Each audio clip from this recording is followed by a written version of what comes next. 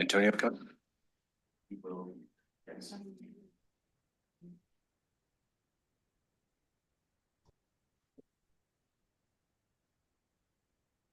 Good morning and welcome to the Tuesday, July 23rd regular board meeting for Tuolumne Utilities District. Call the meeting to order, and Director Boatwright, would you lead us in the pledge, please? I pledge allegiance to the flag of the United States of America and to the republic for which it stands, one nation, under God, indivisible, with liberty and justice for all.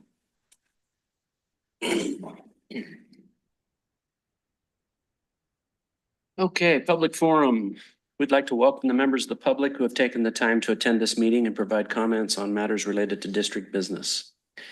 Any member of the public may address the board related to any matter within the board's jurisdiction. This section is for comments on items not listed on the agenda.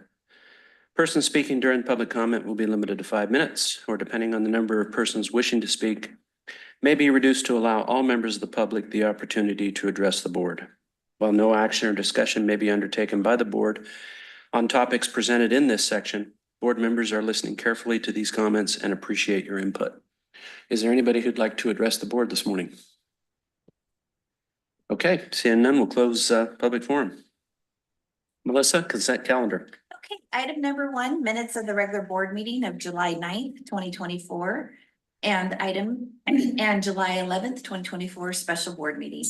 Item number 2, resolution authorizing district staff to place TUD delinquent water and sewer charges on the 2024-25 Tuolumne County secured property tax bill. Item number 3, investment report as of June 30th, 2024. And item number 4, reject claim for damages, claim number 24-03, Jeffrey Wiseman and Kimball Jackson claimants. Is there any director like to pull any of the items on the consent calendar? Seeing none, I'll entertain a motion. I'll make a motion that we accept the consent calendar. I'll second. Okay, it's been moved and seconded to approve the consent calendar. Any further discussion? Okay, seeing none, all those in favor? Aye. Opposed? Passes 5-0. Okay, before we move on to regular business, I need to recuse myself from items 5 and 6. I've done business with people involved in both of those. So, Mr. Vice President, the floor is yours. See you in a bit.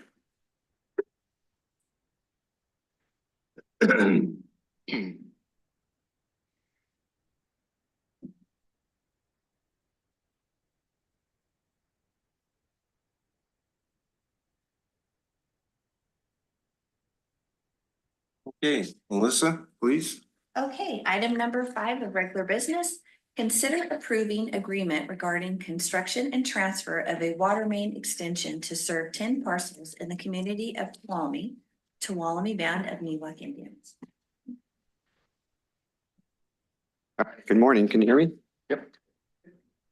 All right, Antonio Ramirez, Engineering Department, Customer Service. So the item I have before you is another standard developer agreement for construction of a water main.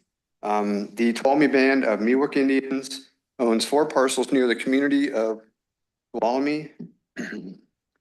They currently intend to build 10 residences on the parcels. Their development plans are a little bit, not always solid, but approximately, based upon my conversations with them, it's about 10 residences. The development is approximately 740 feet from the nearest district water main located in the Cherokee Road right-of-way. To provide water service to the 4 parcels, the tribe is requesting to extend an 8-inch public water main approximately 4,004 linear feet to a public right-of-way onto their 4 parcels. For each residence, we would receive standard connection fee of currently $8,969 per residence. That would occur at the time the service is requested. So, each house at a time. When a project requires extension of water infrastructure to serve the project, the district requires an agreement between the district and the developer. The agreements are designed to protect the district and the developer to make clear the conditions under which the district will provide service. The standard provisions of the agreement stipulate that any facilities to be transferred to the district will be constructed to the district standards by the properly licensed and insured contractor and under district inspection. It should be noted that this water main is pretty much done, and all that has occurred. The water main was constructed by Kevin Johnson, our inspector. So that part has been complete. The reason why we're a little bit out of sequence is because the tribe has a lot of legal hurdles that they have to get to sign documents. And so this agreement took a little while for them to process on their end. And they were open to taking the risk of pursuing the project without the agreement in place. So special provisions of the agreement are unique to the project. Commonly, the special provisions will state the connection fees and capacity charges for the project and a deposit amount to be paid to the district to cover the costs incurred by the district to review plans and inspection. Again, plans have been reviewed and approved. Special provisions can also include requirements such as dedication of easements, prevention, and the establishment of monthly billing accounts. I want to draw your attention to special provision number 23. This special provision acknowledges pre-existing capacity in the Tuolumne system the tribe has for water treatment and water storage facilities that they constructed years ago. There has been discussion actually intertying this water line into the Tuolumne system, thereby connecting the Ponderosa system to the Tuolumne system. We're just trying to document in this agreement that if and when that occurs, that treatment capacity could be applied to these particular parcels, which are currently Ponderosa system. The fees are noted here in the agreement that there'd be approximately $3,078 per single family residence. So if you compare that to the 8969, that's the difference in the capacity. It's roughly 4,000. The project is, if you're familiar with the RV park, it sort of touches the RV park at the north, there's 10 parcels at the northeast corner of the parcels, and also on Cherokee. So it's sort of near basically the casino south of it.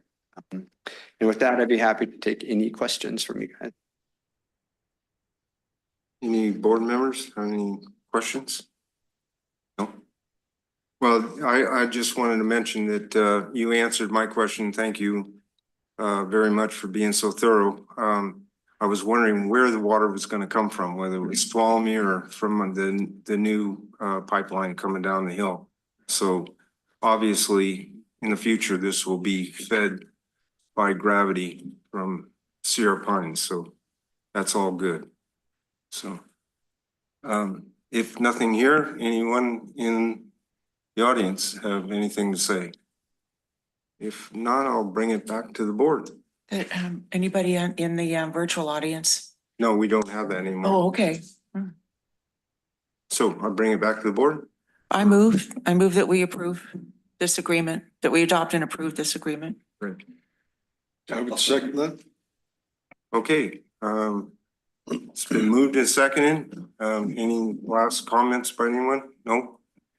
And all those in favor? Aye. Anyone opposed? Okay, looks like we've got a 5-0 or 4-0, 401. There we go. All right, with that, thank you, Antonio. Appreciate the thorough update. Melissa, please. Okay, item number 6, discussion of Valley Vista development. Okay, good morning. Don Perkins, your general manager. The purpose of this agenda item is to just provide a status update of the development of the Valley Vista project. And also to give the developer an opportunity to address the board, explain just how far along they are and how much more time they need to complete their project. In 2019, since 2019, progress on the project has been slow but steady. Consequently, the development agreement and the amendment have since expired. However, TUD staff and the developer continue to work collaboratively towards completing the project, and the developer is in compliance with TUD's insurance requirements and has a current balance of approximately $20,000 to pay for ongoing inspections. Although the fixed terms have expired, Both agreements remain in effect unless and until the board resolves to terminate one or both. Recognizing that a 2-year term may not be sufficient for larger scale developments, TUD standard practice now is to tie the terms of the developer agreement to the county's development process, specifically fulfillment of the conditions of parcel maps or subdivision map. So phase one of 4 phases is an 80 residential unit. That's at 80 of 229 of full build out. TD would expect to realize an annual revenue of approximately 150,000 of phase one once it's completely built out. And there's a special concession in the amendment 1 that states specifically a concession exchange for TD's approval of amendment 1 for TD's to provide sewer services to Valley Vistas. Amendment 1, including the following section: in addition to the fees detailed above, connection fees prior to the district's operation and maintenance of the wastewater facilities serving the development, the district and the developer will arrive at a mutually agreeable fee to be paid and to cover the O&M costs burden to the district until the development is substantially occupied and generating sufficient revenue to sustain the ongoing O&M costs. The amount. Oh, yeah, thank you. Could you refresh my memory of when phase 1 was initiated? What date? Midway through 2019. This one, we signed the agreement.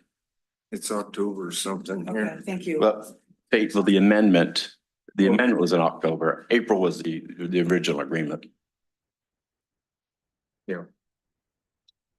Let's see, the only thing that I have, again, I want to provide an awful lot of time here for the developer and others and for you all to ask plenty of questions. But just the last little bit I have is, this is what has been completed today. 78% of the water mains have been installed. 82% of the sewer mains have been installed. And currently there's been no construction of the sewer force main, and to my knowledge, no construction of the sewer lift station, although I understand most of the components have been ordered and or on site.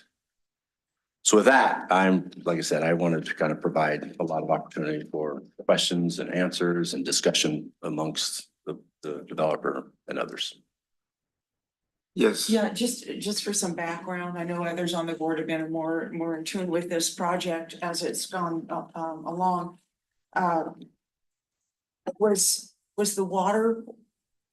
the sewer portion within the Jamestown Sanitary District sphere of influence? No, the entire development, Valley Vista development, is in our service area and our sphere of influence in TUDs, right? Originally, back in April of that year, 2019, it was the developer sought out to get the sewer service by Jamestown Sanitary District. More natural flow, more downhill than uphill, right? And so initially Jamestown, at least verbally, as far as I know, said they could serve that first phase. But by 6 months later, Jamestown had decided they were not going to serve that portion, that sewer part. So being they were in TUD service area, the developer at the time came to TUD and asked us to take them on. And there was as part of that initial work, right, when the developer wanted to go to Jamestown first for sewer, there was even a LAFCO piece. There was a fair amount of work done by LAFCO to annex them from our district into their district. Thank you. Any other questions? Because I was under the understanding that originally they were in JSD's sphere of influence as far as Jamestown sanitary sewer. You know, I think you and I were in alignment in 2019. I was understanding that they were in their service boundary and in their sphere of influence. But in fact, as I read now today, many years later, that the subdivision is in TUD's service area and sphere of influence. Any other questions or? Is there any more presentation? That's all I had. There was an awful lot of information in the packet, in the agenda packet. I didn't want to sit there and read everything to you and regurgitate.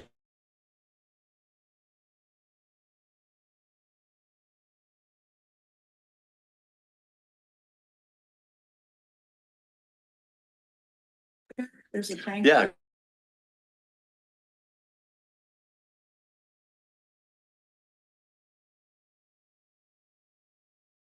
A 230,000 gallon above ground storage tank to provide fire flow and water flow.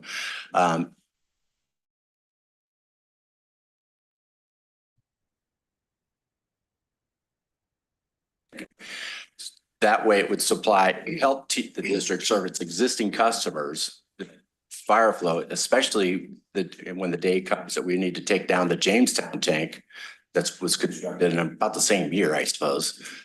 For service, we can have a redundant tank in place that'll provide plenty of water, pressure, and fire flow. Additionally to that, since then, we've become available to a grant by the county, a REAP grant that will help cover the cost, our share of that cost for the upsizing from the 230 to 500,000 gallon tank. And if you want any more questions on the REAP grant, Abby can probably help you. Are we assured of that grant as far as it's pretty firm? Yeah, I just spoke with Sean Hembry from the county, who's one of my partners. We work a lot together just yesterday, and he assures me that that grant is coming. It's going through the process. So did you have something further? Yeah, I have another question in the amendment for, I don't have, my computer wouldn't boot up. In the amendment to the agreement with developer, it says that the operating expenses could be brought back before the board, and I think that should be, instead of could, should be, shall be brought back before the board, so it's public information. Let's see, are you referring to this little provision in the amended agreement? Correct.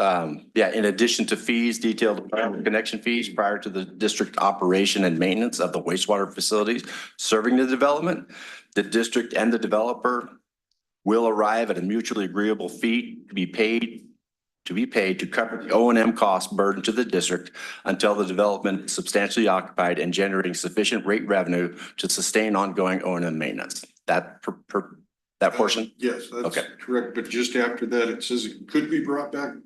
Said will, I think, will. And it should be brought back, so instead of It- could, it should be shall. I totally agree with you. And I totally agree with you. And it would be my recommendation that we take this to both the sewer and the water committee to hammer out the details.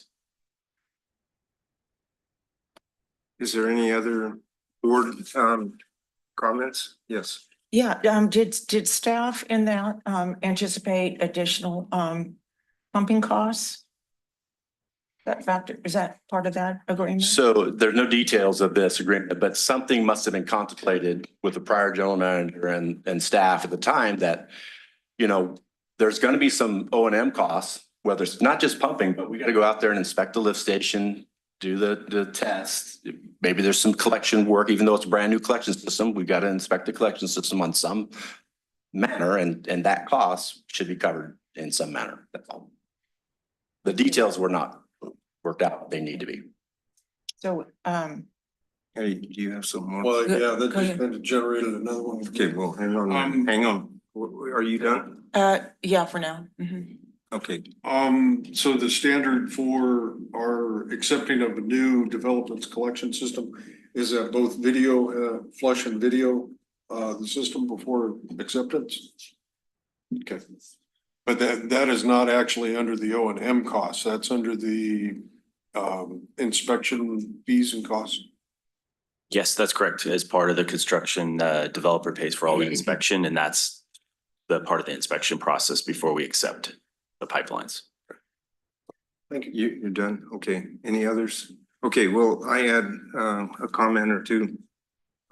First of all, I agree. This needs to go back to both of the committees for further evaluation for what's already come up. But in reading over all this, this is the first time I've seen these contracts that I can remember. And as a result, I did contact our legal counsel and I asked him, did you write these up? He was pretty adamant that he didn't have anything to do with it. So with that being also the case, I definitely feel that these need to go back to committee for further discussion and just try to put together a what should be on a suggested agenda for the full board, then to take it from that point on. And I guess I see that Director Kearns is on both the water and wastewater, so I will put, as I'm doing right now, I will go ahead and put myself on those two committees to take his place because he'll have to recuse himself again. So I guess that's all I have to say for right now. Is there any other board member? If not, I'll open it up to the audience. Anybody have anything to say?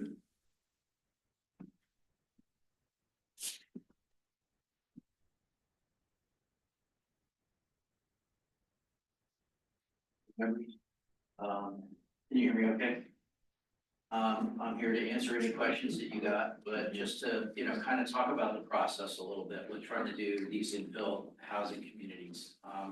When you're going through the entitlement process with the county, they want to know that you have this agreement in place. Oh, green light, that happens. Minor. The county wants to know that you have water and sewer agreements in place. So you put, while you're going through the tentative map process, which we were amending at the time because the lot sizes didn't quite fit, that was previously didn't quite fit the product that we were putting on the lot. So we needed to do some amendments to the overall plan.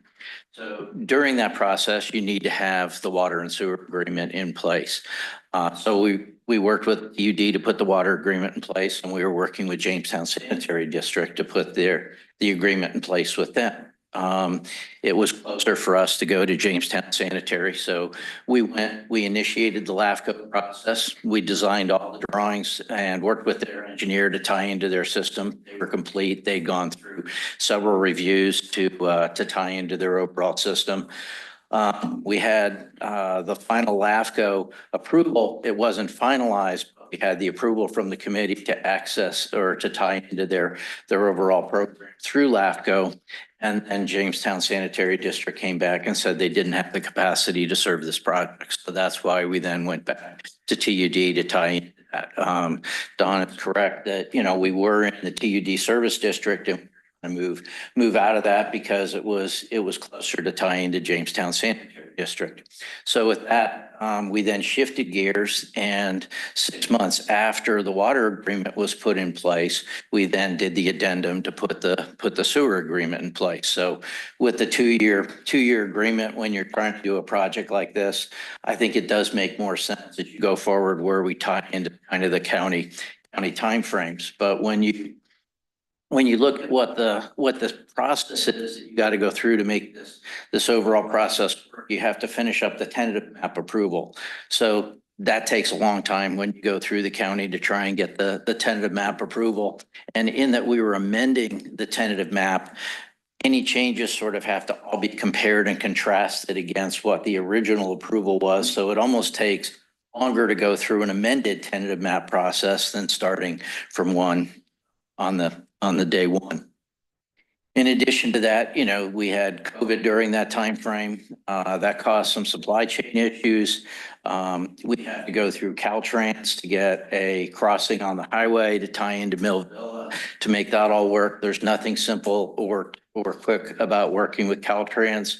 We had to get a bonding agreement in place with the county. The county hadn't done one of those since 2002, so we were starting over on putting the bonding agreement in place. So that took about 10 months to get that whole process in place.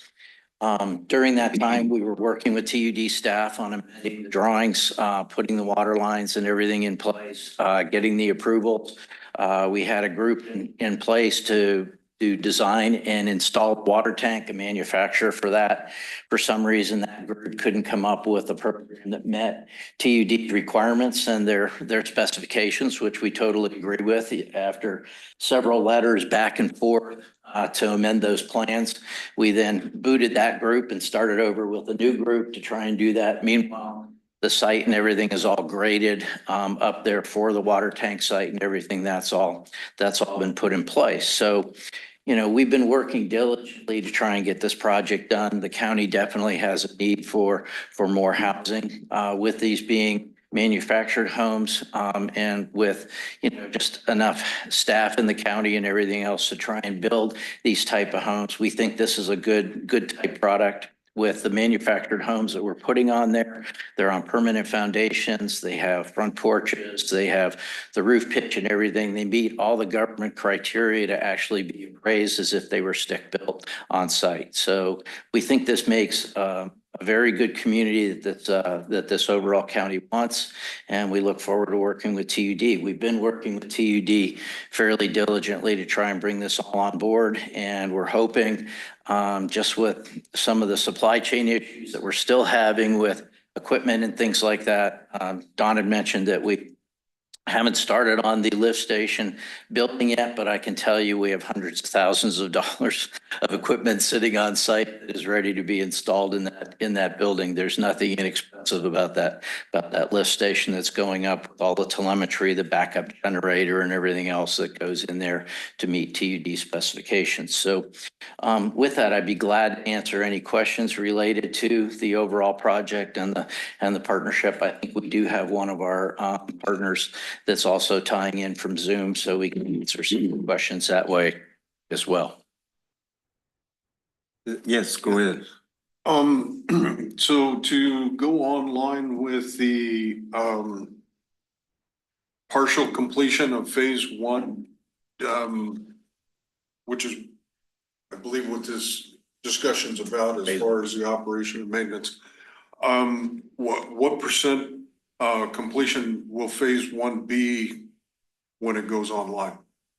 Are you talking from an overall density standpoint of number of homes or what? Number of homes. As far Yeah, as there's going to be 72 homes plus, a few things with the community center and things like that. They're tied in with phase 230 homes that are in the overall project. As you can imagine, you don't just sort of, phase your whole lift station and everything else with the phase one. So with the lift station, the water lines and everything else, they've been sized for the overall project. Now, one thing that we have done is we looked at the water tank site, and based upon your engineering, it was determined that it would really make more sense rather than bring the water tank into phase one, we bring that into phase two so that there's sufficient water flow going through that tank so you don't get any degradation of the water into that. So we're looking to bring that on board in the first part of phase two. And what we've done is the water line that's coming in from the adjacent residential neighborhood supplies sufficient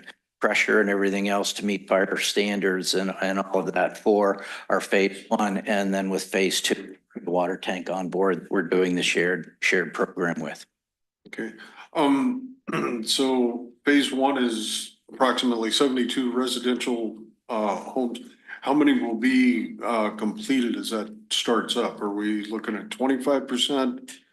And will it take 100% of phase one to actually cover the O&M costs for? We're looking initially, we'll have about 20 homes set on site when we open up our phase one and do the initial sales. Backup list that we have from people that are interested in the project. We anticipate that the sales will go fairly well with the price range and the need in the marketplace, but we'll see how that unfolds. But we're fully in agreement that let's sit down with your staff and look at what the costs are associated with your overhead costs until there's sufficient capacity on site to meet your needs, and that will go through your committees, and we'll be glad to work with you on that. Okay. Is there a projected timeline at this point to go from the 20 homes to the full 72 homes as far as how long that will take? We anticipate by the end of next, sometime during the end of next year, we will have that first phase on board and be ready to start our next phase development. We still have some supply chain with that. There was a recent valve that TUD just asked for on the drawing, and we went back and it was a change of what the old valve was, and there's a 3-month lead time on that valve. So we're dealing with some of those issues to try and bring that on board. Obviously, with the amount of money we've got tied up in this, going to be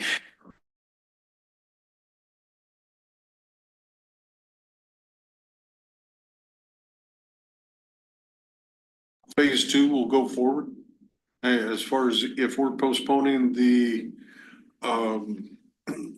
tank site, are there going to be assurances that Well, the I can development tell you, side we- of that, yeah. good.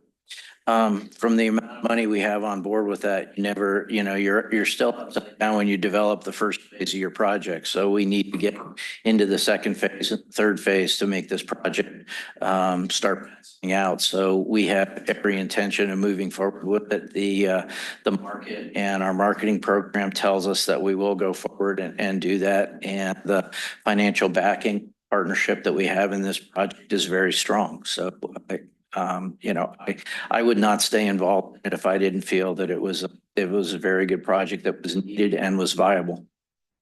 All right, thank you.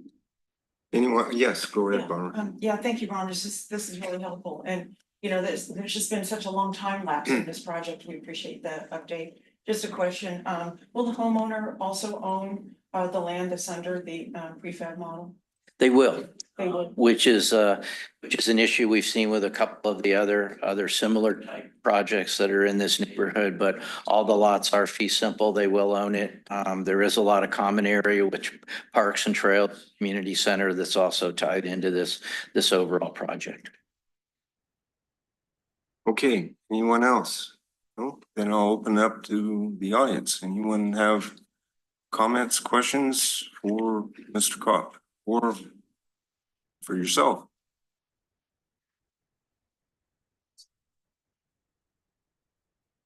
Good morning, Board. Tamara Blankenship, Housing Development Specialist with the Community Development Department. Thank you for allowing me a moment to speak. I'm happy to come and speak this project as part of the county's real commitment to increasing the production of housing. As you know, we have an urgent need for additional housing. In my role, I speak to employers and residents regularly. And one of the most common things we hear is about the need for housing to fill really critical jobs in this county. And our residents, our current residents, are really unable at this point to find housing that really meets their affordable. So we are very committed and supportive of new residential developments, including this one. The Valley Vista project is really complicated. It was well underway by the time I arrived over a year ago. And in my role, I'm really tasked with looking for the obstacles and the things that cause these really long timeframes on housing projects. And really auditing that process and looking at this project, it's really not a mystery as to why it's taking so long. It really is a long process to develop large residential projects. And in addition to any kind of counter processes that add time and potential friction, we do have kind of all of the larger events happen during this time, COVID and supply chain issues, the financial markets. So there's nothing necessarily about the time frame on this that would cause us any delay. It's quite understandable, although we're trying to reduce those timeframes for future projects. I think as evidence of the county's commitment and support of this project, the county did apply for and receive the REAP 2.0 grant, which supports this project. The county has executed the standard agreement with the state and is preparing to provide the recipient agreement to TUD. So I think that really speaks to the recognition of the need for additional housing and our commitment and support of housing, including this project. Thank you. Thank you. Anyone have any questions? No? Okay, thank you. Anyone else have anything to say? Okay. No, Melissa, you don't need anything It's from us. informational only. You're correct. Excuse It's me? informational only. Yeah, that's what I thought. Okay. So I guess with that, then we can call our illustrious president back in. Antonio, can you go get Jeff? I don't know where he is, but.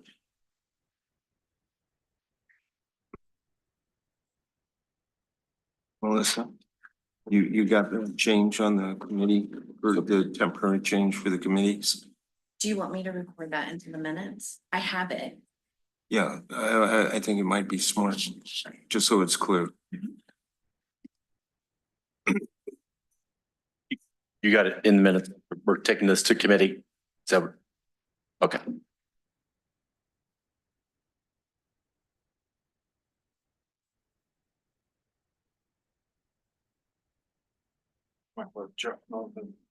Oh, yeah, I will. Well, he would, as soon as he sees it, he'll see. Well, we made it without you. I had no doubts. Thank you. All right, Melissa, next item. Okay. Item number 7, discussion regarding the Board of Directors compensation and consider calling a public hearing on August 27th, 2024. Okay. Who's got this Yeah, item? me again, and staff can help also, but yeah, we've talked about this before. The board's, current per diem or stipend was set at $100 per meeting for a maximum of 6 meetings per month. And that was set in 1992 and has not been adjusted at all in the 31 plus years. The law or the board is authorized to get as much as a 5% increase every year from there. And so if you calculate that out to today, that's an additional $155, or what would be if you choose a $255 stipend. So we've talked about this before. This board is responsible for the proper operation and maintenance of the largest utility in the county. I think you five are responsible for making some of the most important decisions that shape the county for the future.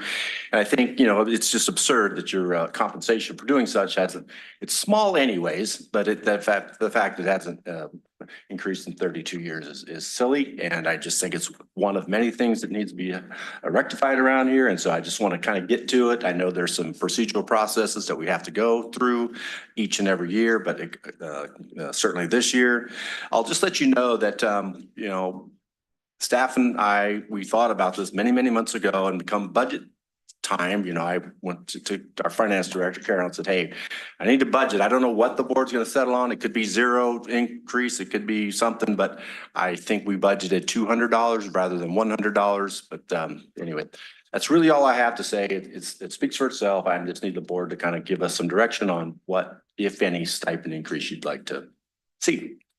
Jesse, is Jesse here? Okay. Hi, Jesse. Maybe we could get an idea of what that procedure is that you spoke of earlier, Don. Jesse would be happy to explain that.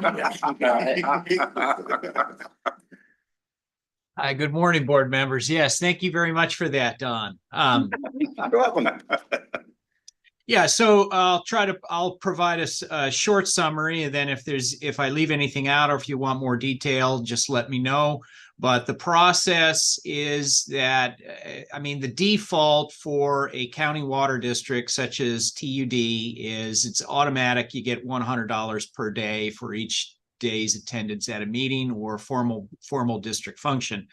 There are a couple of pages in the water code that authorize all water districts, not just county water districts, because it's not just county water districts, rec districts, irrigation districts. They all fix daily compensation or each meeting compensation at $100 per day.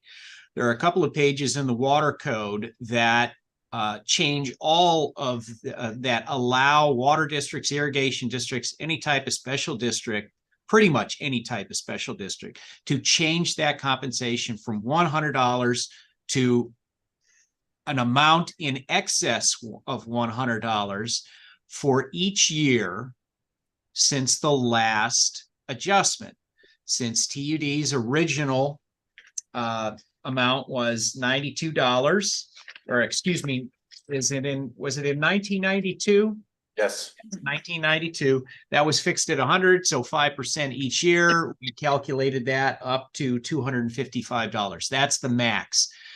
In order to accomplish this, the board just can't do it at a regular meeting. There is a public information process associated with raising that stipend from $100.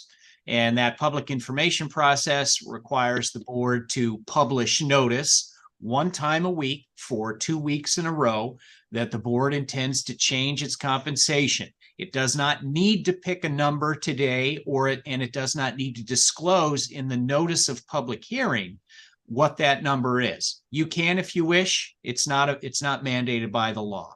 Well, the purpose of publishing it is to give members of the public the opportunity to know that the board is going to reconsider its stipend compensation for each meeting.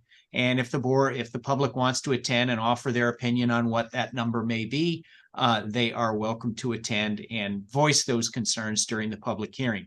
The public hearing is currently scheduled for August, your last meeting in August. That can change if the board would like, but that would be, that is currently what staff and I have worked out to be the most, there would be a meeting that I could attend in case the public attends, and if there are questions about, you know, the amount of compensation or the legality or the process or anything like that. So we picked the last meeting in August, which is when I can attend to make sure I can answer questions and to give your staff adequate time to publish the necessary notice in the local newspaper. Once that notice occurs, the public hearing will occur at the end of August, and the board will at that point have the opportunity to vote to change its compensation amount, choose the compensation amount, and also it's referenced in your staff report here. Right now, the district's board policy manual limits the number of days per month that you can obtain compensation to 6. And this same water code provision allows you to increase that to 10. Since we don't know if the board is going to change from 6 to 10 or it's going to leave it at 6, that will also be part of the public notice, and it will be on the agenda, or at that decision will be on the table for the board to make during its August meeting. I hope that is succinct enough. Rambled a little bit, but if there are any questions, I'm happy to answer those at this time. Any questions for Jesse? Director Boatright. Jesse, the way I read the board packet was we needed to decide on a amount today to go forward with a public notice. That you're saying that we don't actually have to decide what the point of compensation would be until during the public meeting? Correct. That is correct. Yes. If you look at the staff report there, that first line, staff recommends that the board discuss and potentially choose a per diem amount.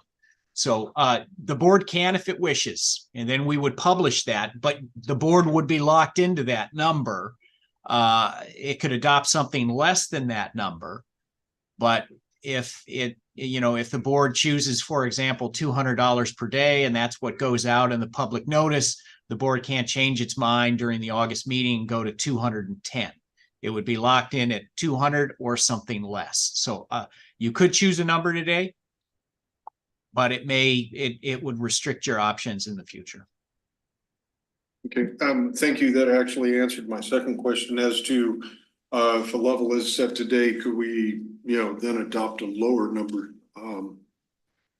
But if it's adopted today, then that number will not increase. All right, thank you.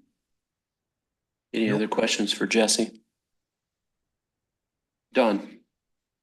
I know I didn't mention it. Maybe Jesse did just mention this in his, but just so that everybody understands, we did list on the agenda or in the packet staff report what the potential financial impacts are annually. So if you leave it at 100, obviously there's no impact to the finances. If you up it to 150, there's a grand total of $19,492 increase to the budget or impacts. If you increase it to 200, it's $38,983. And if you go the maximum of $255, it's $60,424, which just thought I'd I got make a sure. question regarding that, direct it to Carolyn.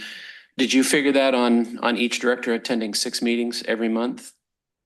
It was based on 6 meetings, so it Okay, wasn't 'cause based on the. very max seldom 10. do we ever hit 6 Mhm. meetings, so. Yeah, it was based on 6. Okay, so in reality, it would most likely be something less than that if we, Mhm. if we have. This is the max if you stayed at the 6 meetings. But of course, if directors attended less than that, then it wouldn't be that much of a fiscal impact. Correct, okay. Barbara, you had a question? No, you answered it. Thank you. Oh, okay, Yeah. great. Director Ringen. So I guess this is directed mostly to Jesse.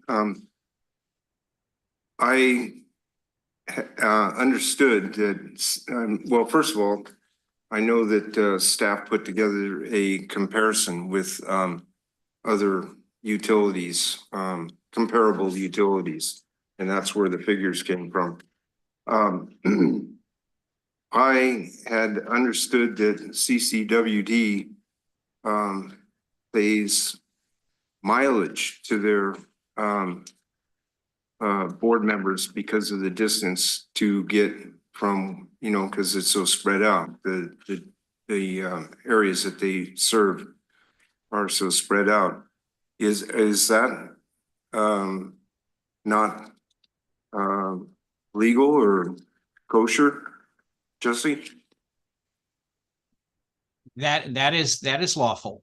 That would be handled under the travel reimbursement policy, which is a different element of compensation for the board here. What we're talking about is the fixed stipend that the board gets regardless of the amount of mileage that it may drive to attend meetings or official district functions.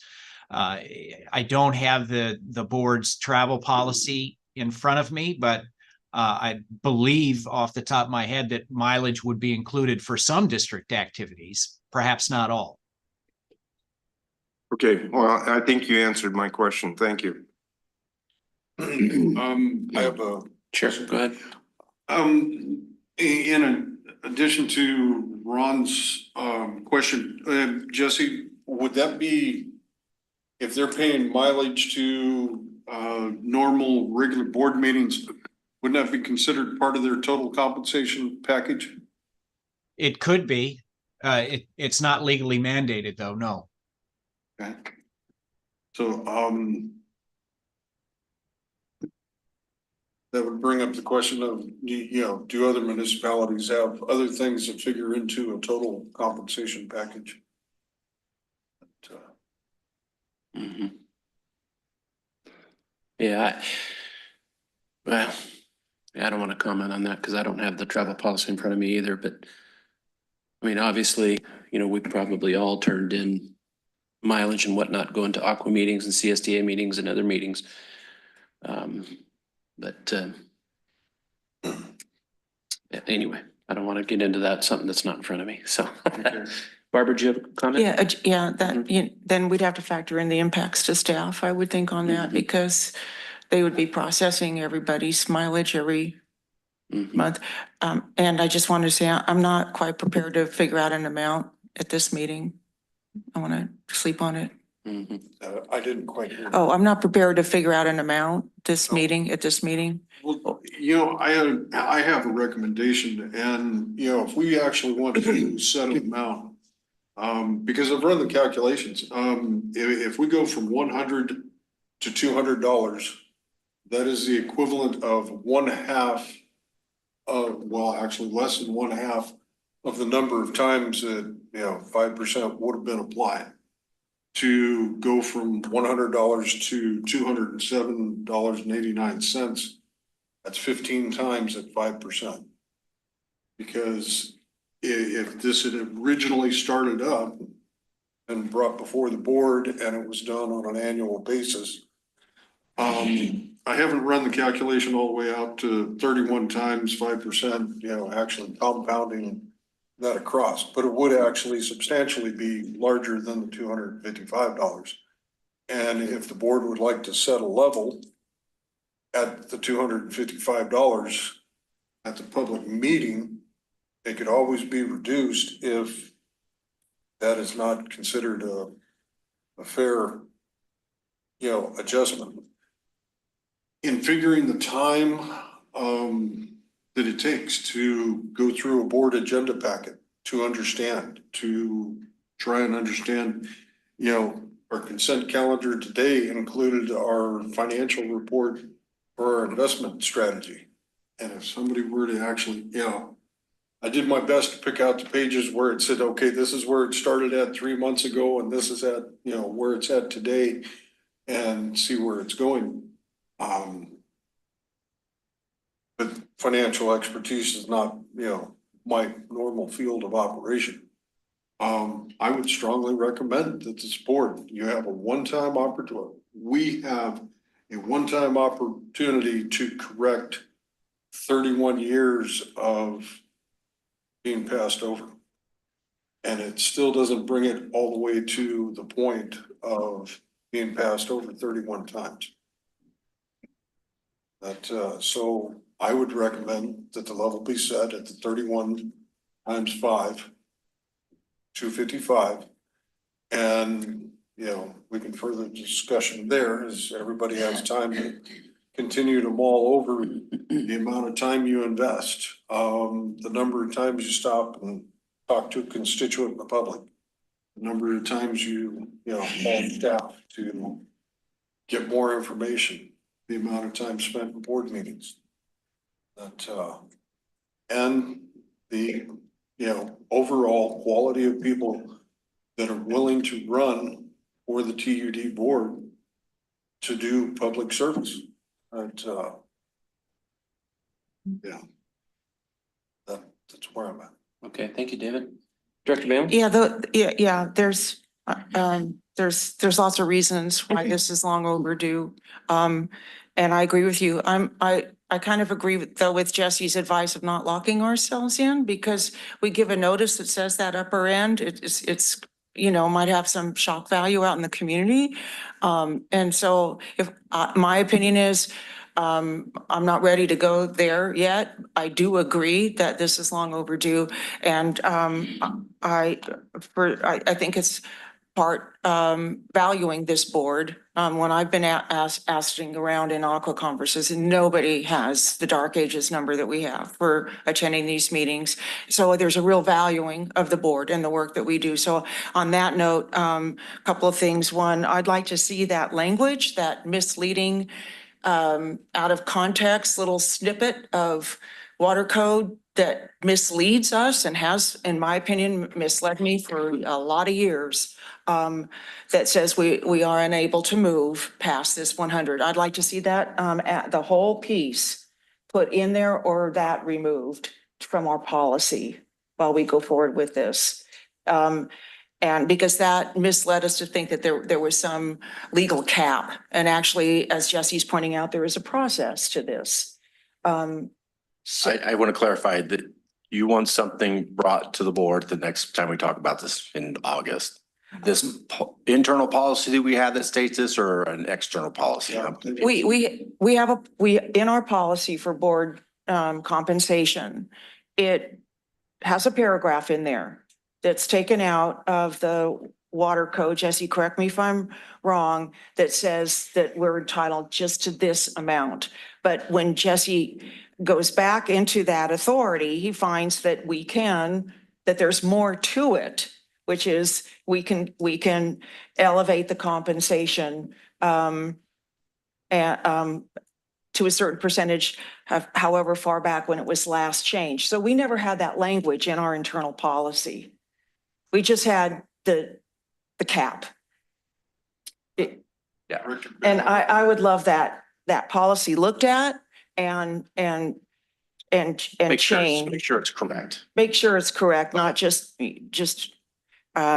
this little piece that's read a certain way. Yeah. And then this last. You can read it on your own and understand it. And you want to see it in writing.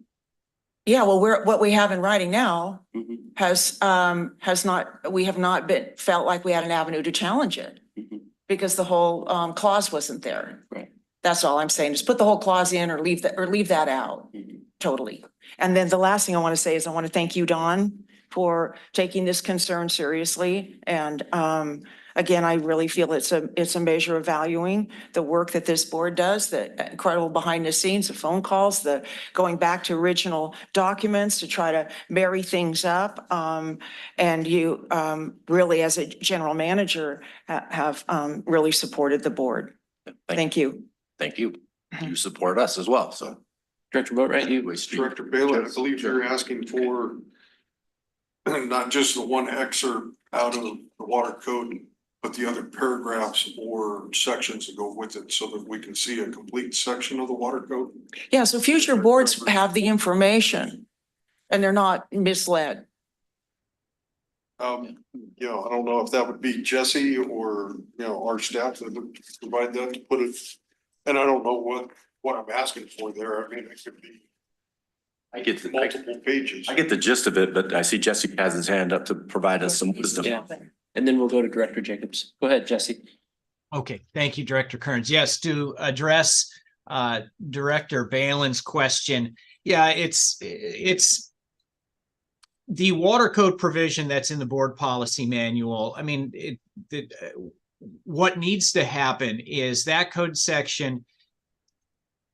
Yeah, I don't want to say it's out of context. It applies specifically to county water districts, but there are 2 pages in the water code that are completely divorced from county water districts, irrigation districts. And it's Division 10 of the water code, and it's simply titled Financial Supervision of Districts. And what this Division 10 does is it modifies all of the code sections that apply to county water districts, irrigation districts, reclamation districts, water districts, all the various special districts that are formed under the water code. And it modifies the compensation clauses in all of those for all of those districts. And so and not many people know about Division 10. That's the issue, because it's 2 pages buried in the middle of the water code. And there are no references in the County Water District Act to the financial supervision of districts that the $100 can change. So yes, to answer your question even more directly, I have discussed with staff that if this board does change its compensation, the stipend from 100 to any other number, your board policy manual needs to change as well, because it's currently stated that you guys are fixed at 100. And all it really needs to change is we can say it's fixed at $100 per day, or it's currently at, $200 per day, whatever the board desires, because the water code, County Water District Act fixes it at $100 per day, but pursuant to Division 10 of the water code, the board may follow the procedure and modify the amount of its stipend consistent with the limitations set forth in like Division 10. If you want to quote it, we could quote it. It's probably not necessary, but I've already discussed it with staff that we need to change your policy manual. So thank you. I'll stop talking. Thank you. That was it. Director Jacobs, you had something. Yes, just to echo what Director Bailey had to say about the compensation per meeting. I'd like to have do something similar to the number of meetings. Is a mechanism for that the same as the compensation per meeting? It is, yes. Okay. And that's in the water code, Division 10 water code? 10, you got it. Great, thanks. Okay, Jesse, clarification. When you originally spoke here regarding this, you said that the board could set a number and then settle on something less. But then you also said we didn't have to set a number either, correct? Correct. So we could set the number at the meeting after the notices and decide on that day what it is. So there's no, just want to be sure I'm clear in my mind that there is no requirement that we have to set a number and have that posted, correct? Correct. Okay, all right. There's mud. Okay. Jeff? Yeah.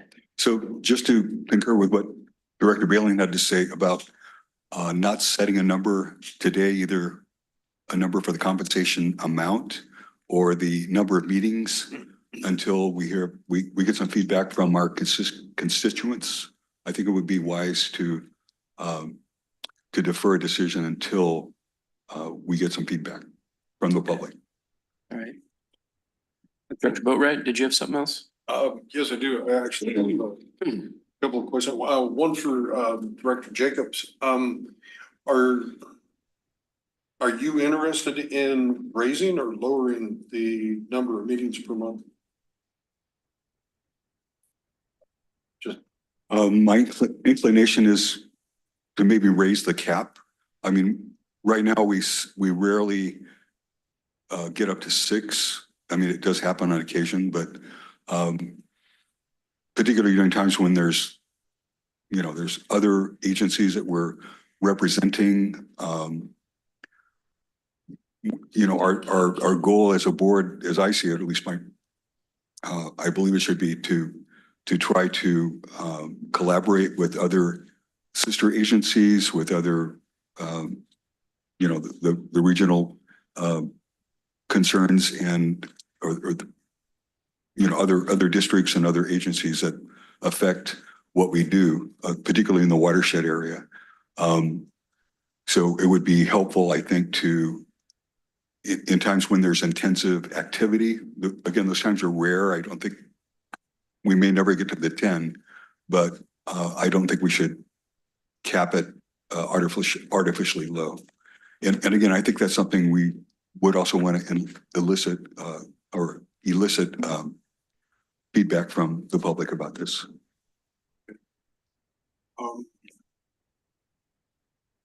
Jesse, another question would be, there is a cap in meetings per day. I.e. if a board member were to attend 2 separate meetings on 2 separate subjects, the qualification is only for 1 meeting per day. Does that hold through the water code? Director Boatright, no, it's per day of service. Okay, so it's listed as per day of service, not per meetings. And then one other question, if 31 years ago, this had actually started, it would have been fully within the realm of the board of directors to raise the compensation rate 5% every year since then? Yes, Director Boatright. Thank you. Director Ringen. Okay, I appreciate everyone's input and conversation on this. I would like to suggest for full disclosure and transparency for our ratepayers that we do set today the amount at 255 and 10 meetings. And that way, if there's any problem with that, then it can be adjusted down. But at least they know upfront exactly the most it's going to be. I think that's only fair. I don't think it's right to kind of leave it nebulous until the very end and then bring it out. So if we just set it out right from the beginning and move towards whatever process and meetings we have to, I think that would be much more fair to the ratepayers. Just my 2 cents. 10 meetings. Well, That's a lot of meetings. yeah, but I'm telling you that it can go down. I'm just saying that's the worst it could get. Yeah, I just think about, I've been on the board 6 years, and I know I can count on one hand how many times I've actually touched 6 meetings. But I'm not sure I'm on board with you on that part of it, but I'll listen to everybody, whatever everybody else has to say. Barbara, do you have something to say? Yeah, Yeah, you, both of you make a good compelling argument about the full disclosure, the transparency now. I have a question to staff and Jesse regarding the timeline. We have to notice it at least twice. That would be once a week for 2 weeks. And then in that August meeting, when you can be there, we have would we call it a public hearing? Okay, so at that point, the decision's made. Correct. Okay, so that doesn't give us a lot of time, so I actually agree. Just see, we can always ratchet it down. I don't see the need for 10 meetings right now, but I can see the need in the future. Yeah, possibly. So Jesse, today's meeting counts as the first one, correct? It must, otherwise we won't make it by the end of August. No, No, we have to do 2 public hearing notices. So then the one at the end of the month that we actually vote on it, that counts as the second one then. no. Because you're gonna have the first one in the first meeting in August, right? No, we only have. Director Kearns, Yeah, if I may. Yes, the notice of public hearing is what we are publishing once a week for 2 successive weeks. The public hearing is going to be held your last meeting in August. And so this agenda item is simply a discussion item for myself and staff to gather input from the board, consensus on what the board wants to do as far as does it want to pursue that, does it want to pursue a change? And if so, think about what that change may be. And then staff and I will work together to allow the board to make that change the last meeting of August. all right, gotcha. I was confused on that. I was thinking that we had to discuss it at 2 prior meetings, but we don't. We just have to publish it. Gotcha. I'm clear on that. You got it. All right. One question. Sure, Don. Jesse, I don't know if you already covered this, but hypothetically speaking, in August, the board adopts some increase in compensation and per days. Is it effective immediately or is there some time frame 60 days, Don. before? Okay, thank you. Clarification on it, so it's 60 days past date of adoption? Yes, Director Boatright, I'll quote it for you. An ordinance adopted pursuant to this chapter shall become effective 60 days from the date of its final passage. So 60 days from the adoption of the ordinance. And the purpose of that 60 days is that the following code sections here in the Water Code allow the members of the public to launch a referendum to reverse the decision. If the members of the public are so upset by what the board did, there is a referendum process, and that 60 days allows them to initiate that. Is that similar to Proposition 218 process? No, it is not.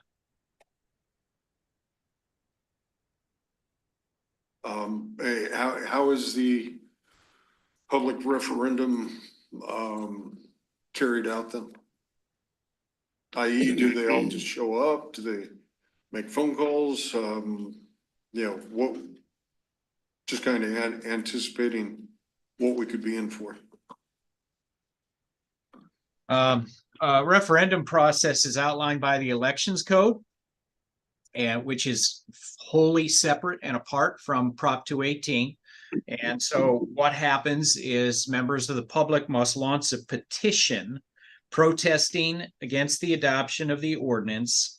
They will lodge that petition with the governing board, all right, with TUD, and the ordinance shall be suspended and the governing board shall reconsider the ordinance.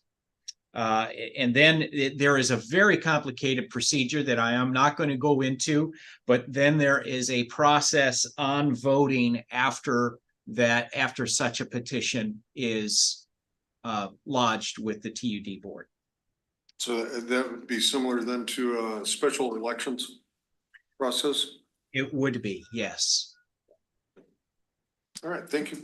If the board, I mean, what the board could do is, let's say the board adopts 255 in 10 days, 10 days for each day, 10 days per month. Let's say the board does that, a petition is filed. And at that point, the TUD board would have the option to nullify its own ordinance if it wishes, or it could choose to allow the referendum petition to commence. Jesse, the number of meetings per month compensated, does that have a particular time frame? I.e. there's allotted for a 5% increase on an annual basis. Does the number of meetings per month that are compensated, does that have a time frame to be visited? It does not, Director Boatright. It's capped 10 days per month. There's no provision for increases over a period of time. It's a flat cap at 10 days per month. Okay, and currently our board is under our compensation capped at 6 by its own policy then. Correct. Okay. Anybody else? Okay, so Director Ringen has, it's not an action item, but you have made a suggestion that we go with the 255 and 10 meetings per month. And that we add that to our publication. Or is it an action item, Melissa? Yeah, you can, it says staff recommends that the board discuss and potentially choose a per diem amount. Okay, so we do need to vote on it then. Okay. All Yeah. right, Barbara, you have some comments? Yeah, if we're kind of looking for a straw poll or consensus, I have no problem with that. Okay. My concern would be the 10 meetings a month, just to, not sure we really have a strict guideline as far as what qualifies as a meeting representing TUD, which would qualify then as a day's compensation, other than regular board meetings, special board meetings, committee meetings. Outside of those, Conference attending. It definitely, mountain counties, would count, as meetings attended. I think there would need to be some structure there to actually go to the 10 meetings or 10 compensated meetings a month. 10 days of service compensated a month. If Barbara has a you, comment, yeah, then we'll go to you may Jesse. recall that Melissa and Carol, and we worked on that and clarified that policy.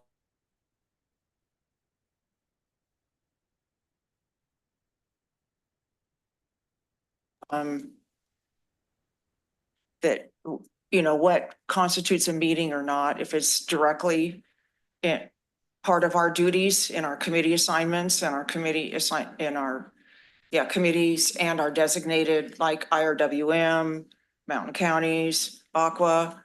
It seemed to me that there was some stuff that we tightened up a little bit. Yeah, there was a sentence that was added. Trying to remember off the top of my head if it would specifically address, I think it was a little more specific. I don't know that it would hit all of the details that Director Boatright is suggesting. Is that your same recollection, Melissa? Are you bringing it up right now? Yeah. I believe we put it in the travel. Jeff, if I could just add, while Melissa's looking up, I just, in part of this compensation comparison agency stuff that we handed out the last time we spoke about this, I think there's 14 different district tiers that we poll. Only 1, 2, 3, 4, 5 of them made it known how many meetings, maximum number of meetings, but only one of them showed 10. That's AWW, Amateur Water Agency. And that was for the president only, could attend up to 10 meetings. So Yeah. It's, you guys can, you have some, looks like you have some flexibility in how you want to arrange that. Yeah, and I remember that policy, and I don't have it word for word in front of me, but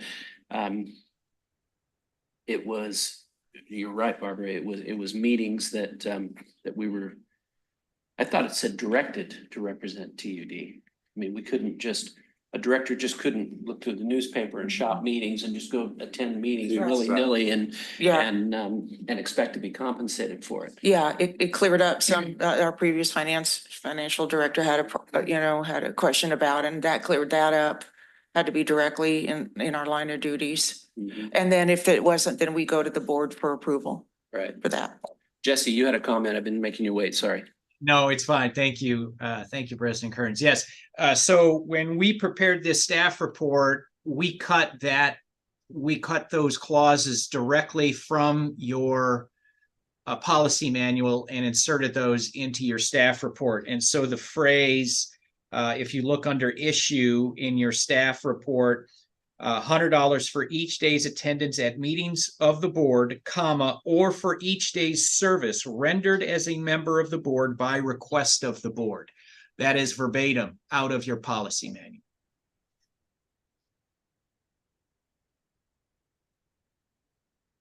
Services member. Okay. That reference that you're making was that part of our agenda packet for today, Jesse? Yes, Or was yes. Yeah, back to that same thing. Corey,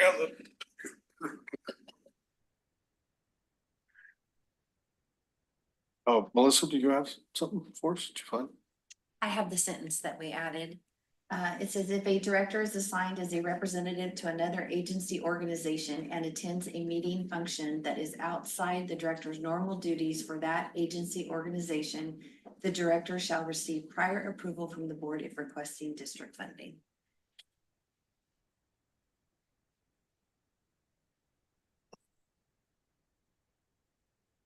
Okay. All right, so what's the board's pleasure here? I know that we've got Director Balin, you made actually Director Boatwright, excuse me, Director Ringen made a suggestion. You concurred with him. How about you, Director Boatwright? Do you agree? You concurred with both the 255 and the 10 days. 255 and 10 that I am a little unsure on the 10 meetings per month. But definitely on the 255, that is fair, you know, considering the mathematics I've applied to it.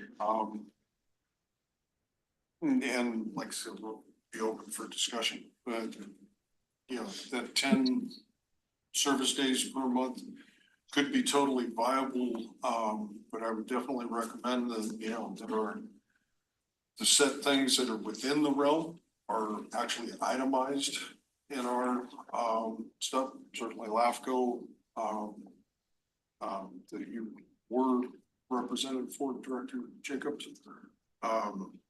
qualify mountain counties, other, you know, go meet and greet regional authorities or, you know, Sacramento Water Board. Those things. Okay, Director Jacobs. I'm kind of changing my perspective. I agree with Director Ringen's perspective. Okay. Yeah.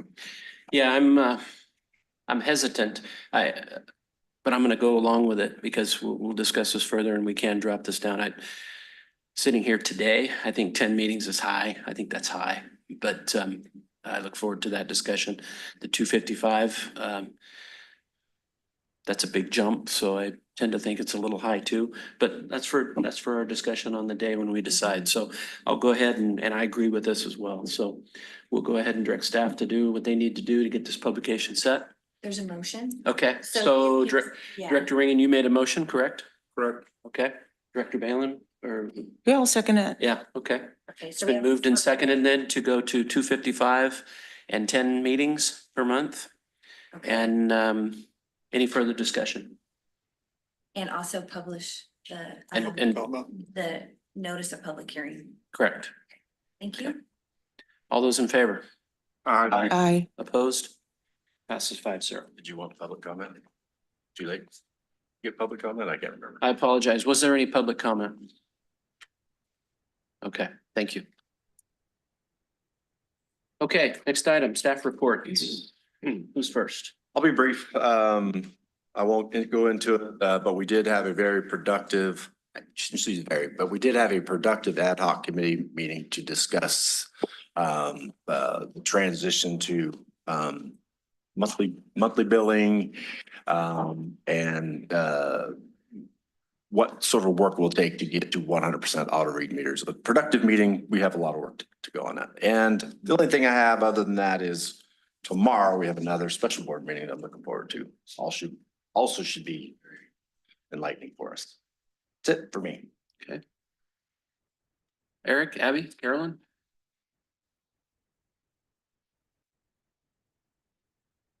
Good morning, everyone. I just wanted to update the board that you may recall, it's been a couple of months since we've discussed it, but you may recall in the past, since June, actually May of 2023, we have been working to update the TUD annex of the Tuolumne County Multi-Jurisdictional Hazard Mitigation Plan. And your board looked at that plan in December of 2023.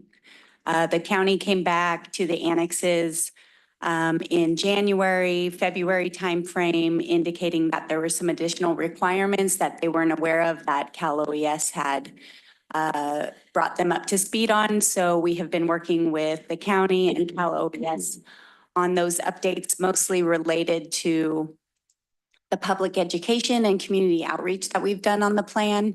And so we've made some updates to reflect that and to meet the requirements. It doesn't substantially change the plan or anything that we've done or any of the mitigation actions that we identified in the plan or hazards that were identified originally in the plan, but there have been some updates made to that. The plan is with the county and Cal OES right now under review. And as soon as I hear back from them, I'll report back to the board and eventually it'll be brought to you again for adoption. Okay. Thank you. Thanks, Abby. Okay, moving on to director's comment, communications and reports. Let's start with Director Jacobs today. I have nothing to report. Okay, Director Bailey. I have nothing to report. Okay, Director Reagan. Okay. 7/17. Attended and participated in the Tuolumne Stanislaus IRWM field trip to Ackerson Meadows. This was put on by the Forest Service for numerous people, but especially for the T-Stan Irwin group to learn about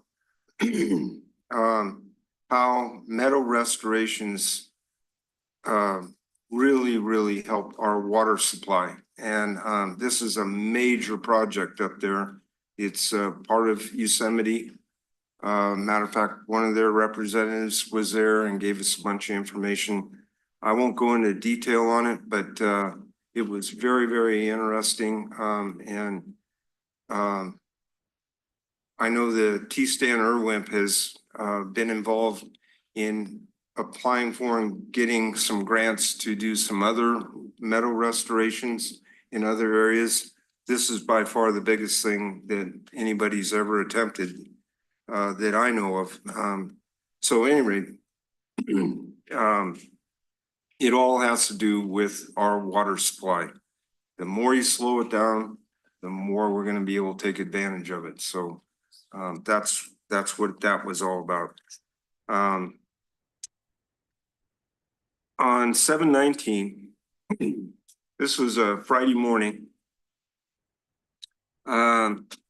Did something a little bit different. I wanted to see what a typical start of our GM's day looked like. And I learned a lot. Especially after all the years I've been on the board, I've watched what most GMs do. And I've been real impressed with a lot of them, to say the least. So our day, I was riding shotgun, started at, well, I don't know what time it actually started, but when we rolled out from his driveway to come here to pick up a vehicle so that he could then continue on and go through his routine. Started at 5:30 in the morning. Where's most people 5:30 in the morning on a Friday? I'll let you answer that for yourself. At any rate, showed up here and here at TUD. He's first one through the door, turns on all the lights, and proceeds to his office. And all I'm doing is stay in the background, keep my mouth shut, just watching him, see what he's doing. He's on his computer just to see if there's any fires that have been lit that he needs to put out immediately. And on this day, what do we got? We've got a complete failure with the internet and everything else across the whole nation. Matter of fact, throughout the world. He checks things real quick. TUD, thanks to our IT department, we're not affected. So onward and upward. Right through the door, right after him, by the way, was hot on our heels was the operations manager. So we've got full speed ahead around here at before 6 o'clock. From there, it was just a whirlwind of going from one facility, piece of infrastructure to another to double check and make sure everything's online. Ended up down in Jamestown, checking the level of quartz reservoir because that's a concern right now. We need to get it down before winter sets in. But I can go on, but I'm just trying to point out that we're lucky we have a GM that actually takes his job seriously. And, you know, it's amazing during the short time we were here before we took off from the office to go check all the various infrastructures, how many other employees showed up before that 7 o'clock time to get the day rolling. This place has got some good morale and I'm really proud of everybody. So just wanted to share that with you. And then finally, 7/19, our GM just mentioned the ad hoc committee meeting about remote read meters and monthly billing that I've been pressing for. Chucky cubic foot. I guess he's gonna be really hard to get control of. And it's back to money. I don't know. So anyway, but I think we got a forward motion, right? It's gonna take a little while and some work, but old Chucky's gonna get roped in. That's it for me. Director Boatright. No reports this time. Okay. The only thing I have to report is that very same ad hoc committee that you and I attended on the 19th regarding Chucky. And that's to help out on a lot of different issues, but mainly leaks with our ratepayers. Try to get a handle on that better. You know, somebody told me a long time ago that water leaks are just like interest. It doesn't sleep. They just continue 24/7, and it's true. And I know with my own water company, when you have those leaks and you can't find them, it drives you crazy. And so I'm glad to see that we're headed in that direction, and that'll help us get a handle on those kinds of things. Okay, that's all I have. And if nobody else has anything else, we will adjourn and we'll be back here bright and early tomorrow morning.